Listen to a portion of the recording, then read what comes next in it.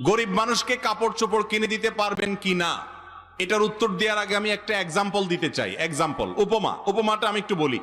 আপনার কাছে একজনের টাকা পাবে, 200 টাকা পাবে। 200 টাকা আপনি ধার নিয়েছেন, সে টাকাটা আপনি তাকে ফেরত দিতে হবে, সে পাবে তার পাওনা টাকা। বাজারে দেখা হওয়ার পরে তাকে বলছেন, ভাই এদিকে আসেন, আপনি না আমার কাছে 200 টাকা পাবেন? বলে হ্যাঁ। বলে আসেন। ডেকে নিয়ে ফল দোকানে নিয়ে গেলেন, নিয়ে 1 কেজি আপেল কিনে দিলেন 200 টাকা দিয়া বললেন যান বাড়ি যান।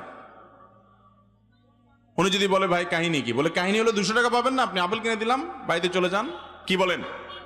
মায়ের একটাও নিচে পড়বে? আমি তোমার থেকে টাকা পাবো, টাকা দিয়ে কি আমি আপেল খাবো না টক টমেটো খাবো সেটা তো আমার ব্যাপার, তুমি আমার আপেল কিনে দেওয়ার কি? আল্লাহ তাআলা কোরআন কারীমে বলেছেন ওয়াফি আমওয়ালিহিম হাক্কুল লিসাইলি ওয়াল মাহরুম, যাকাত হলো গরিবের অভাবী মানুষের অধিকার।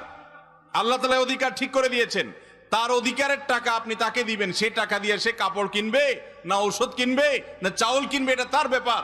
আপনি কে তাকে কাপড় এবং লুঙ্গি ঠিক করে ধরায় দেওয়ার? সে পাবে টাকা, আপনি দিচ্ছেন জাকাতের শাড়ি, সে পাবে টাকা, আপনি দিচ্ছেন জাকাতের লুঙ্গি। জাকাতের শাড়ি লুঙ্গি বলতে কোনো কিছু ইসলামে